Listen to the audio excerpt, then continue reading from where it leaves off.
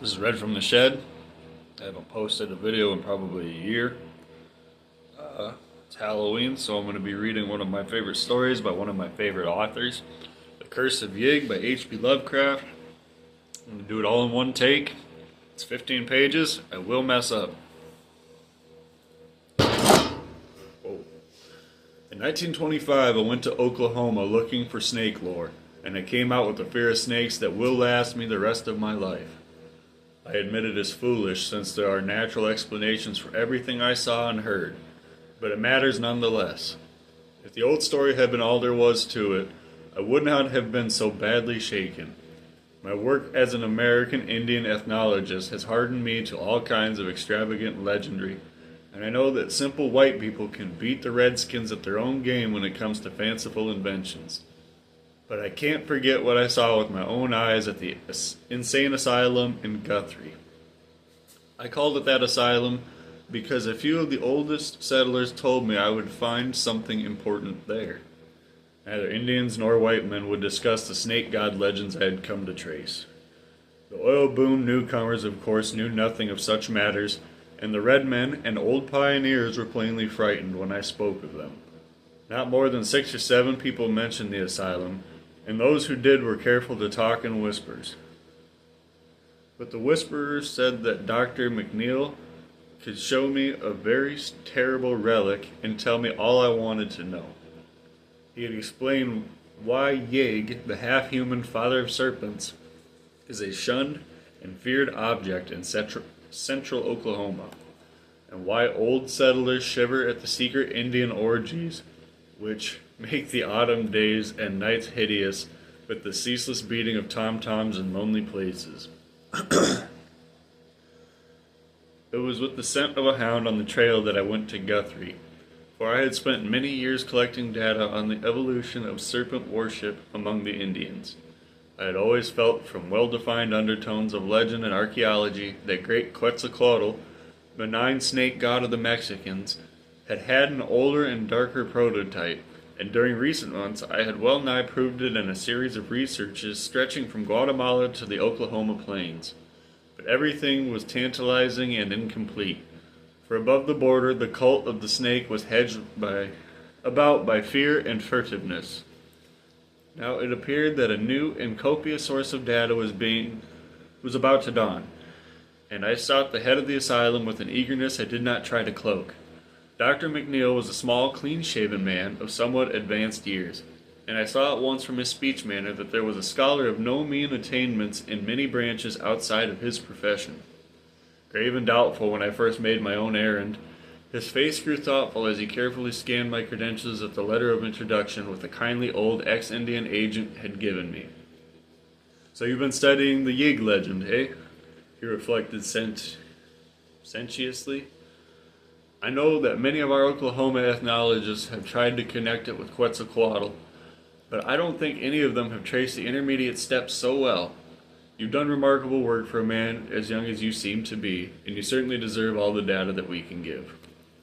I don't suppose old Major Moore or any of the others told you that what it is I have here. They don't like to talk about it, and neither do I. It is very tragic and very horrible, but that is all. I refuse to consider it anything supernatural. There's a story about it that I'll tell you after you see it. A devilish sad story, but one that I won't call magic. It merely shows the potency that belief has over simple people. I'll admit there are times when I feel a shiver that's more than physical, but in daylight, I set all that down to nerves. I'm not a young fellow anymore, alas. To come to the point, the thing I have is what you might call a victim of Yig's curse, a physically living victim. We don't let the bulk of the nurses see it, although most of them know it's there. There are just 2 steady old chaps whom I let feed it and clean out its quarters. Used to be 3, but good old Stevens passed on a few years ago. I suppose I'll have to break in a new group pretty soon, for the thing doesn't seem to age or change much, and we old boys can't last forever. Maybe the ethics of the near future will let us give it a merciful release, but it's hard to tell. Did you see that single ground glass basement window over in the east wing when you came up the drive? That's where it is. I'll take you there myself now. You needn't make any comment. Just look through the movable panel in the door, and thank God the light isn't any stronger than it is. Then I'll tell you the story, or as much as I've been able to piece together. We walked downstairs very quietly and did not talk as we threaded the corridors of the seemingly deserted basement. Dr. McNeil unlocked a gray-painted steel door, but it was only a bulkhead leading to a further stretch of hallway. At length, he paused before a door marked B116, opened a small observation panel, which he could use only by standing on tiptoe, pounded several times upon the painted metal, as if to arouse the occupant, whatever it may be. A faint stench came from the aperture as the doctor unclosed it, and I fancied his pounding elicited a kind of low, hissing response. Finally, he motioned me to replace him at the peephole, and I did so with a causeless and increasing tremor. The barred ground glass window, close to the earth outside, admitted only a feeble and uncertain pallor. And I had to look into the malodorous den for several seconds before I could see what was crawling and wriggling about in the straw-covered floor, emitting every now and then a weak and vacuous hiss. Then the shadowed outlines began to take shape, and I perceived that the squirming entity bore some remote resemblance to a human form laid flat on its belly. I clutched at the door handle for support as I tried to keep from fainting. The moving object was almost human-sized, entirely devoid of clothing. It was absolutely hairless, and its tawny-looking back seemed subtly squamous in the dim, ghoulish light. Around the shoulders it was rather speckled and brownish, and the head was very curiously flat. As it looked up to hiss at me, I saw the beady little black eyes were damnably anthropoid, but I could not bear to study them long. They fastened themselves on me with horrible persistence, so that I closed the panel gaspingly and left the creature to wriggle about unseen in the matted straw and spectral twilight. I must have reeled a bit, for I saw that the doctor was gently holding my arm as he guided me away. I was stuttering over and over again, but God, for God's sake, what is that? Dr. McNeil told me the story of his private office as I sprawled opposite him in an easy chair. The golden crimson late afternoon changed the violet of early dusk, but still I awed and motionless. I resented every ring of the telephone and every whir of the buzzer, and I could have cursed the nurses and interns whose knocks and then summoned the doctor briefly to the outer office. Night came, and I was glad my host switched on all the lights. Scientist though I was, my zeal for research was half forgotten amidst such breathless ecstasies of fright as a small boy might feel when whispered witch tales of the rounds of a chimney corner. It seems that Yig, the snake god of the Central Plains tribes, presumably the primal source of more southerly Quetzalcoatl or Kukulkan, it was an odd, half-anthropomorphic devil of highly arbitrary and capricious nature. He was not wholly evil, and was usually quite well disposed towards those who gave proper respect to him and his children, the serpents. But in the autumn he became abnormally ravenous and had to be driven away by means of suitable rites. That was why the tom-toms in Pawnee, Wichita, and Caddo country pounded ceaselessly week in and week out, August, September, and October, and why medicine men made strange noises with rattles and whistles curiously like those of the Aztecs and the Mayas. Yig's chief trait was a relentless devotion to his children, a devotion so great that the Redskins almost feared to protect themselves from the venomous rattlesnakes which thronged in the region. Frightful clandestine tales hinted of his vengeance upon mortals who flouted him or wreaked harm upon his wriggling progeny, his chosen method being to turn his victims after suitable tortures to a spotted snake. In the old days of the Indian Territory, the doctor went on, there was not quite so much secrecy about Yig. The plains tribes, less cautious than the desert nomads and pueblos, talked quite freely of their legends and autumn ceremonies with the first Indian agents, and let considerable of the lore spread out through the neighboring regions of white settlement. The great fear came in the land rush days of '89, when some extraordinary incidents had been rumored, and the rumors sustained by what seemed to be hideously tangible proof. Indians saw the new white men did not know how to get on with Yig, and afterwards the settlers came to take the theory at face value. Now no old-timer in middle Oklahoma, white or red, could be induced to breathe a word about the snake god except in vague hints. Yet, after all, the doctor added with almost needless emphasis, the only truly authenticated horror had been a thing of pitiful tragedy rather than bewitchment. It was all very material and cruel, even the last phase which had caused so much dispute. Dr. McNeil paused and cleared his throat before getting down to his special story, and I felt a tingling sensation when a theater curtain rises. The thing had begun when Walker Davis and his wife Audrey left Kansas to settle in the newly opened public lands in the spring of 1889. And the end had come in the country in the Wichitas, north of the Wichita River, in what is present Cato County. There is a small village called Binger there now, and the railway goes through, but otherwise the place is less changed than other parts of Oklahoma. It is still a section of farms and ranches quite productive in these days, since the great oil fields did not come very close. Walker and Audrey had come from Franklin County in the Ozarks with their household goods. They were typical hill folk, youngish and perhaps a little more ambitious than most, and looked forward to a life of better returns for their hard work than they had had in Kansas.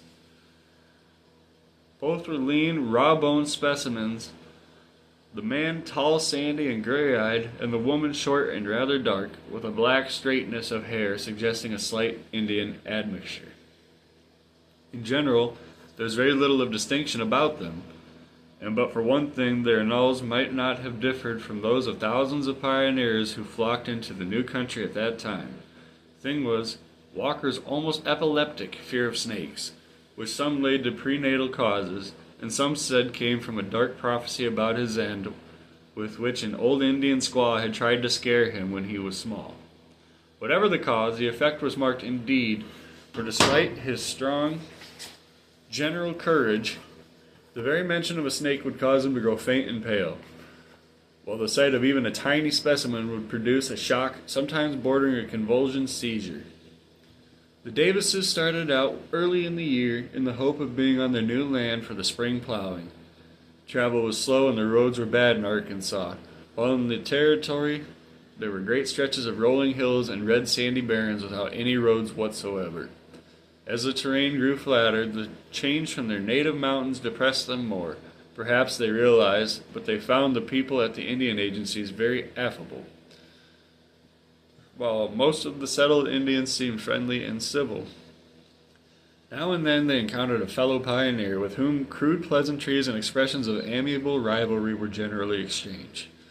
Owing to the season, there were not many snakes in evidence, so Walker did not suffer from a special temperamental weakness. In the earlier stages of the journey, too, there were no Indian snake legends to trouble him, for the transplanted tribes from the southeast do not share the wilder beliefs of their western neighbors.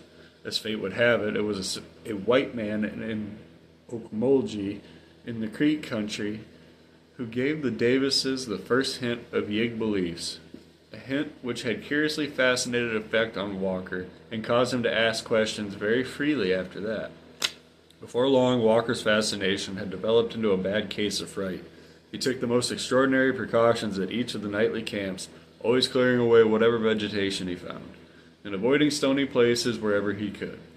Every clump of stunted bushes and every cleft in the great slab-like rocks seemed to him now to hide malevolent serpents, while every human figure, now obviously part of a settlement or emigrant train, seemed to him a potential snake god, till nearness had proved the contrary.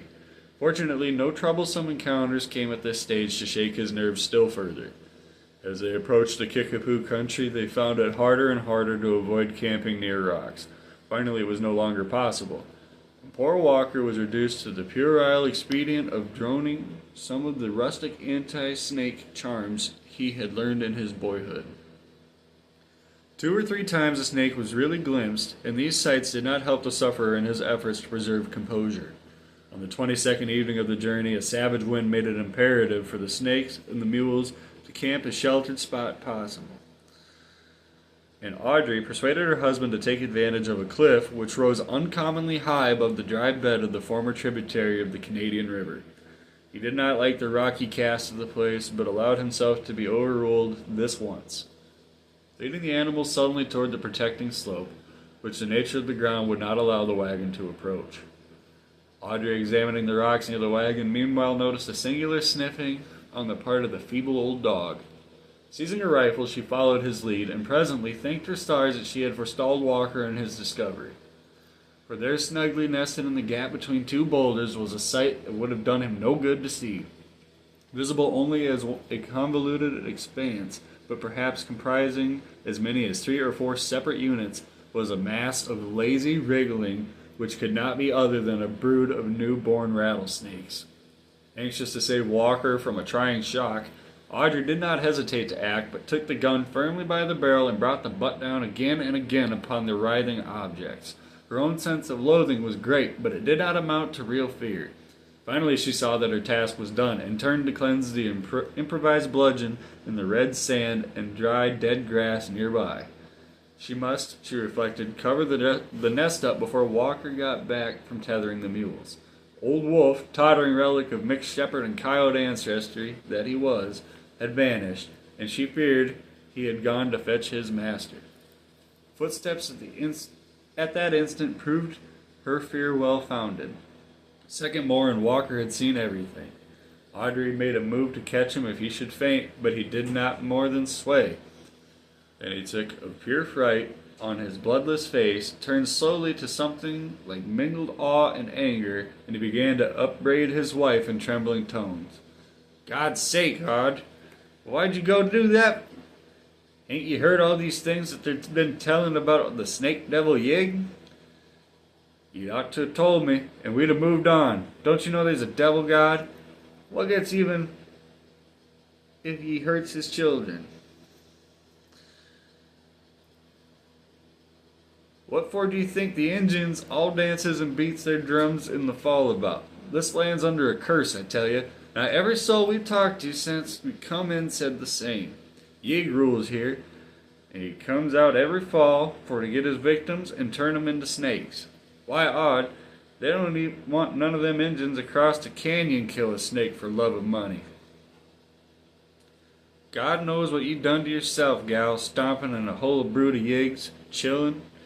He'll get ye, sooner or later, unless and I can buy a charm off of some of the Injun medicine men. He'll get ye, soon as he's God in heaven.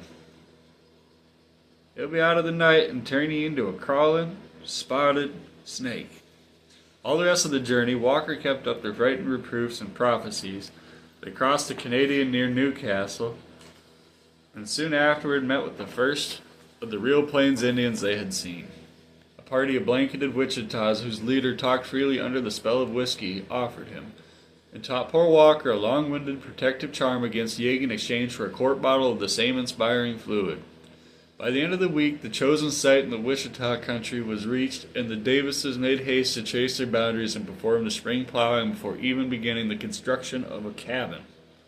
The region was flat, drearily windy, and sparse of natural vegetation, but promised great fertility under cultivation. Occasional outcroppings of granite diversified the soil of decomposed red sandstone. And here and there a great flat rock would stretch along the surface of the ground like a man-made floor. There seemed to be a very few snakes or possible dens for them, so Audrey at last persuaded Walker to build the one-room cabin over a vast smooth slab of exposed stone. With such a floor and with a good-sized fireplace, the wettest weather might be defied. It soon became evident that dampness was no salient quality of the district. Logs were hauled in the wagon from the nearest belt of woods many miles toward the Wichita Mountains. Walker built his wide-chimneyed cabin and crude barn, the aid of some of the other settlers, though the nearest one was over a mile away. In turn, he helped his helpers at similar house raisings, so that many ties of friendship sprang up between the new neighbors. There was no town worthy the name nearer than El Reno on the railway, 30 miles or more to the northeast. And before many weeks had passed, the people of the section had become very cohesive despite the wildness of their scattering. The Indians, a few of whom had begun to settle down on ranches, were for the most part harmless, though somewhat quarrelsome when fired by the liquid stimulation which found its way to them despite all the government bans. Of all the neighbors, the Davises found Joe and Sally Compton, who likewise hailed from Arkansas, the most helpful and congenial. Sally is still alive. She is known as Grandma Compton, and her son Clyde, then an infant in her arms, has become one of the leading men of the state. Sally and Audrey used to visit each other often, for their cabins were only 2 miles apart, and in the long spring and summer afternoons they exchanged many a tale of old Arkansas and many a rumor about the new country. Sally was very sympathetic about Walker's weakness regarding snakes, but perhaps did more to aggravate than cure this parallel nervousness which Audrey was acquiring through his incessant praying and prophesying about the Curse of Yig. She was uncommonly full of gruesome snake stories and produced direfully strong impressions with her knowledge masterpiece, the tale of a man in Scott County who had been bitten by a whole horde of rattlers at once, and had swelled monstrously from poison, that his body had finally burst with a pop. Needless to say, Audrey did not repeat the anecdote to her husband, and she implored the Comptons to beware of starting it on the grounds of the countryside. It is to Joe's and Sally's credit that they heeded this plea with the utmost fidelity. Walker and his corn planting early in midsummer improved his time by harvesting a fair crop of the native grass of the region. With the help of Joe Compton, he dug a well which gave a moderate supply of very good water, though he planned to sink an artesian later on. He did not run into many serious snake scares, and made his land as inhospitable as possible for wriggling visitors. Every now and then he rode over to the cluster of thatched, conical huts which formed the main village of the Wichitas, and talked along with the old man and the shamans about the snake god and how to nullify his wrath. Charms were always ready in exchange for whiskey, but much of the information he got was far from reassuring. Yig was a great god. He had bad medicine, he did not forget things, and in the autumn his children were hungry and wild. And Yig was hungry and wild too. All the tribes made medicine against Yig when the corn harvest came. They gave him some corn and danced in proper regalia to the sound of a whistle, rattle, and drum. They kept the drums pounding to drive Yig away and called down the aid of Tirawa, whose children men are, even as the snakes are Yig's children. It was bad that the squaw of Davis killed the children of Yig. Let Davis say the charms many times when the corn harvest comes. Yig is Yig, Yig is a great god. By the time the corn harvest did come, Walker had succeeded in getting his wife into a deplorably jumpy state. His prayers and borrowed incantations came to be a nuisance, and when the autumn rites of the Indians began, there was always a distant, wind-borne pounding of tom-toms to lend an added background of the sinister. It was maddening to have the muffled clatter always stealing over the wide red plains. Why would it never stop? Day and night, week on week. It was always going in exhaustless relays as persistently as the red dusty winds that carried it. Audrey loathed it more than her husband did, for she saw in it a compensating element of protection. It was with this sense of a mighty intangible bulwark against evil that he got in his corn crop and prepared his cabin and stable for the coming winter. The autumn was abnormally warm, and except for their primitive cookery, the Davises found scant use for the stone fireplace. Walker had built with such care, something in the unnaturalness of the hot dust clouds preyed on the nerves of all the settlers, but most of all on Audrey and Walker. The notion of a hovering snake curse and the weird endless rhythm of the distant Indian drums formed a bad combination, which any added element of the bizarre went far to render utterly unendurable.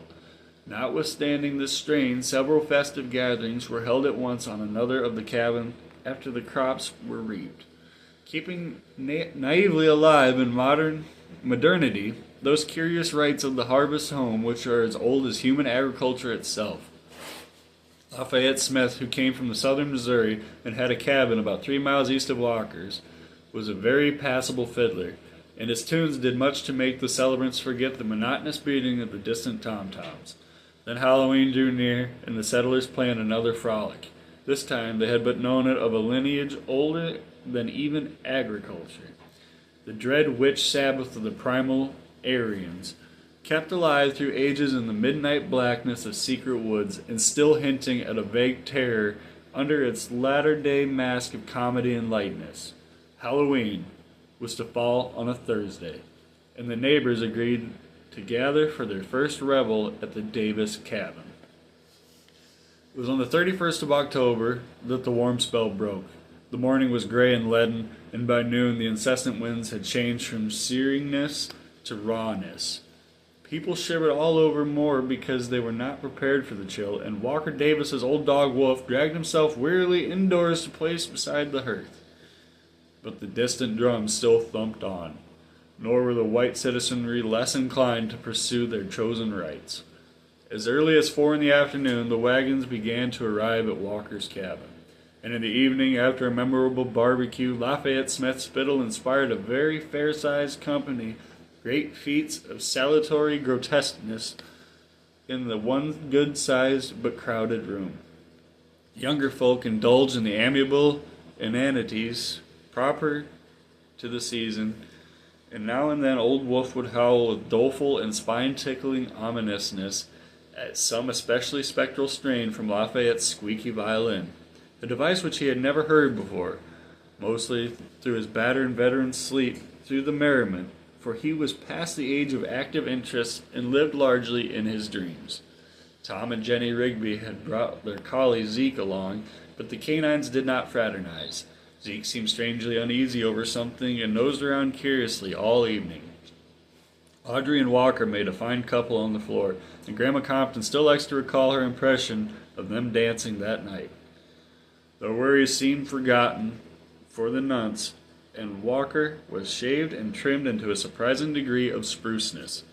By 10 o'clock, all hands were healthily tired, and the guests began to depart family by family with many handshakings and bluff assurances of what fine time everybody had had. Tom and Jenny thought Zeke's eerie low howls as he followed them from their wagon were marks of regret for having to go home. Though Audrey said it must be far away the tom-toms which annoyed him, for the distant thumping was surely ghastly enough after this merriment within. The night was bitterly cold, and for the first time Walker put a great log in the fireplace and banked it with ashes to keep it smoldering until morning. Old Wolf dragged himself within the ruddy glow and lapsed into a customary coma. Audrey and Walker, too tired to think of charms or curses, tumbled into the rough pine bed, and were asleep before the cheap alarm clock on the mantel had ticked out 3 minutes. And from far away, the rhythmic pounding of those hellish tom-toms still pulsed on the chill night wind. Dr. McNeil paused here and removed his glasses as if a blurring of the objective world might make him make the reminiscent vision clearer. "You'll soon appreciate," he said, "that I had a great deal of difficulty in piecing out all that happened after the guests left. There were times, though, at first, when I was able to make a try." After a moment of silence, he went on with the tale. Audrey had terrible dreams of Yig, who appeared to her in the guise of Satan, as depicted in cheap engravings she had seen. It was indeed from an absolute ecstasy of nightmare that she started suddenly awake to find Walker already conscious and sitting up in bed. He seemed to be listening intently to something and silenced her with a whisper when she began to ask what roused him. "Hark, Aud," he breathed. "Don't you hear something? A singing, a buzzing, a rustling? Do you reckon it's the fall crickets?" Certainly there was distinctly audible within the cabin such a sound as he had described. Audrey tried to analyze it, and was impressed with some element at once, horrible and familiar, which hovered just outside the rim of her memory. And beyond it all, waking a hideous thought, the monotonous beating of the distant tom-toms came incessantly across the black plains on which a cloudy half-moon had set. "Walker, suppose it's the curse?" She could feel him tremble. "No, gal, I don't reckon he comes that way. He's shaping like a man, except you look at him close. That's what Chief Grey Eagle says. This here's some varmints coming out in the cold. Not crickets, I calculate. Summat like 'em. I orter get up and stomp 'em out before they make such headway or get to the cupboard." He rose, felt for the lantern that hung within his easy reach, rattled the tin match box nail to the wall beside it. Audrey sat up in bed and watched the flare of the match grow into the steady glow of the lantern. And as their eyes began to take in the whole of the room, The crude rafters shook with the frenzy of their simultaneous shriek, for the flat rocky floor revealed the newborn illumination was one of seething brown speckled mass of writhing rattlesnakes, slithering toward the fire and even now turning their loathsome heads to menace the fright-blasted lantern-bearer. It was only for an instant that Audrey saw the things, the reptiles of every size, of uncountable numbers, and apparently of several varieties, and even as she looked, 2 or 3 of them reared their heads as if to strike at Walker. She did not faint. It was Walker's crash to the floor that extinguished the lantern and plunged her into the blackness. He had not screamed a second time. Fright had paralyzed him, and he fell as if shot by a silent arrow from its mortal bow. To Audrey, the entire world seemed to whirl about fantastically, mingling with the nightmare from which she had started. Momentary motion of any sort was impossible, for will and sense of reality had left her. She fell back inertly on her pillow, hoping that she would wake soon. No actual sense of what happened had penetrated her mind for some time. Then, little by little, the suspicion that she was really awake began to dawn on her, and she was convulsed with a mounting blend of panic and grief which made her long to shriek out despite the inhibiting spell which kept her mute. Walker was gone, and she had not been able to help him. He had died of snakes, just as the old witch woman had predicted when he was a little boy. Poor Wolf had not been able to help either. Probably he had not even awaked from his senile stupor, and now the crawling things must be coming for her, writhing closer and closer every moment in the dark. Perhaps even now, twining slipperily about the bedposts and oozing up over the coarse woolen blankets. Unconsciously, she crept under the clothes and trembled. It must be the Curse of Yig. He had sent his monstrous children on All Hallows Night, and they had taken Walker first. Why was that? Wasn't he innocent enough? Why not come straight for her? Hadn't she killed those little rattlers alone? Then she thought the curse's form, as told by the Indians. She wouldn't be killed, just turned into a snake. Ugh. So she would be like those things she had glimpsed on the floor? Those things which Yig had sent to get her and enroll her amongst their number? She tried to mumble a charm that Walker had taught her, but found she could not utter a single sound. The noisy ticking of the alarm clock sounded above the maddening beat of the distant tom-toms. The snakes were taking a long time. Did they mean to delay on purpose, or to play on her nerves? Every now and then she thought she was a steady, insidious pressure of the bedclothes, but each time it turned out only to be the automatic twitchings of her overwrought nerves. The clock ticked in the dark, and change came slowly over her thoughts. The snakes couldn't have taken so long. They couldn't be Yig's messengers after all, but just natural rattlers that were nested below the rock and had been drawn by the fire. They weren't coming for her, perhaps. Perhaps they had sated themselves on poor Walker. Where were they now? Gone, coiled by the fire, still crawling under the prone corpse of their victims? The clock ticked and the distant drums throbbed on, and the thought of her husband's body lying there in the pitch blackness, a thrill of purely physical horror passed over Audrey. That story of Sally Compton's about the man back in Scott County. He, too, had been bitten by a whole bunch of rattlesnakes. What had happened to him? The poison had rotted the flesh, and he swelled the whole corpse. And in the end, the bloating thing burst horribly. Burst horribly with a desperate popping noise. Was that what was happening to Walker down there on the rock floor? Instinctively, she felt she had begun to listen for something too terrible to even name herself. The clock ticked on, keeping a kind of mocking, sardonic time with the far-off drumming that the night wind brought. She wished it were a striking clock, so that she would know how long this eldritch vigil must last. She cursed the toughness of fiber that kept her from fainting, and wondered what sort of relief the dawn could bring after all. Probably neighbors would pass, no doubt, somebody would call. Would they find her still sane? Was she still sane? Morbidly listening, Audrey all at once became aware of something which she had to verify with every effort of her will before she could believe it, and which once verified she did not know whether to welcome or dread. The distant beating of the Indian tom-toms had ceased. They had always maddened her, but had not Walker regarded them as a bulwark against the nameless evil from outside the universe? What were some of the things that he had repeated to her in whispers after talking with Grey Eagle and Wichita medicine men? She did not relish this new sullen silence. After all, there was something sinister in it. The loud ticking clock seemed abnormal in its new loneliness. Capable at last of conscious motion, she took the covers from her face and looked into the darkness toward the window. It must have cleared after the moon set, for she saw a square aperture distinctly against the background of stars. Then, without warning, came that shocking, unutterable sound, that dull, putrid pop of cleft skin and escaping poison in the dark. God.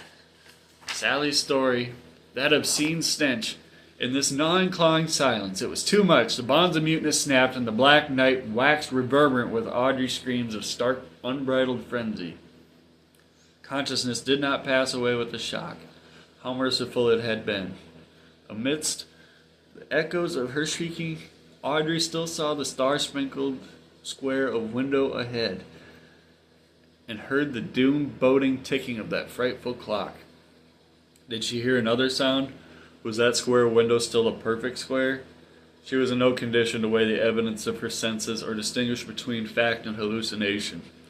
No, that window was not a perfect square. Something had encroached on the lower edge, nor was the ticking of the clock the only sound in her room. There was, beyond dispute, a heavy breathing. Neither her or poor Wolf. Wolf slept silently, and his wakeful wheezing was unmistakable. Then Audrey saw against the stars the black, demonic silhouette of something anthropoid, the undulant bulk of gigantic head and shoulders fumbling slowly towards her. Yah! Yah! Go away, snake devil! Go away, Yig! I didn't mean to kill them. I was feared he'd be scared of them. Don't, Yig! Don't! I ain't gonna hurt no more of your children. Don't come near me. Don't change me into no spotted snake. The half-formless head and shoulders only lurched onward toward the bed, very silently. Everything snapped at once inside Audrey's head, and in a second she had turned from a cowering child to a raging madwoman. She knew where the axe was, hung against the wall with those pegs near the lantern. It was within easy reach, and she could find it in the dark. Before she was conscious of anything further, it was in her hands, and she was creeping toward the foot of the bed, toward the monstrous head and shoulders that every moment groped their way nearer. Had there been any light, the look on her face would not have been pleasant to see. Take that, and take that, and that, and that! She was laughing shrilly now, and her cackles mounted higher as she saw that the starlight beyond the window was yielding to the dim prophetic pallor of coming dawn. Dr. McNeil wiped the perspiration from his forehead and put his glasses on again. I waited for him to resume, and then he kept silent. I spoke softly. She lived? She was found? Was it ever explained? The doctor cleared his throat. She lived. It was explained. I told you there was no bewitchment. Only material horror. It was Sally Compton who made the discovery. She had ridden over to the Davis cabin the next afternoon to talk about the party with Audrey, and had seen no smoke from the chimney. That was queer. It had turned very warm again, yet Audrey was usually cooking something at that hour. The mules were making hungry-sounding noises in the barn, and there was no sign of old Wolf sunning himself in the accustomed spot by the door. Altogether, Sally did not like the look of the place, so was very timid and hesitant as she dismounted and knocked. She got no answer, but waited some time before trying the crude door of split logs. The lock, it appeared, was unfastened, and she slowly pushed her way in. Then, perceiving what was there, she reeled back, gasped, and clung to the jamb to preserve her balance. A terrible odor had welled out as she opened the door, but that was not what had stunned her. It is what she had seen. For within that shadowy cabin, monstrous things had happened, and there 3 shocking objects remained on the floor in awe to baffle the beholder. Near the burned-out fireplace was the great dog, purple decay on the skin left bare by mange and old age, and the whole carcass burst by the puffing effect of rattlesnake poison. It must have been bitten by a veritable legion of the reptiles. To the right of the door was the axe-hacked remnant of what had been a man, clad in a nightshirt, and with the shattered bulk of a lantern clenched in one hand. He was totally free from any sign of snakebite. Near him lay the ensanguined axe, carelessly discarded. And wriggling flat on the floor was a loathsome, vacant-eyed thing that had been a woman, but was now only a mute, mad caricature. All this thing could do was to hiss and hiss and hiss. Both the doctor and I were brushing cold drops from our foreheads by this time. He poured something from a flask on his desk, took a nip, and handed another glass to me. I could only suggest tremulously and stupidly, so Walker had only fainted that first time. Screams roused him and the axe did the rest. Yes, Dr. McNeil's voice was low. But he met his death from snakes just the same. It was his fear working in two ways. It made him faint, and it made him fill his wife with the wild stories that had caused her to strike when she thought the snake devil had broke in. I thought for a moment. And Audrey, wasn't it queer how the curse of Yig seemed to work itself on her? I suppose the impression of hissing snakes had been fairly ground into her. Yes, there were lucid spells at first, but they got to be fewer and fewer. Her hair came out white at the roots as it grew, and later began to fall out. The skin grew blotchy, and when she died, I interrupted with a start. Died? Then what was that? That thing downstairs? McNeil spoke gravely. That is what was born to her 3/4 of a year there later. There are 3 more of them. 2 were even worse. This is the only one that lived.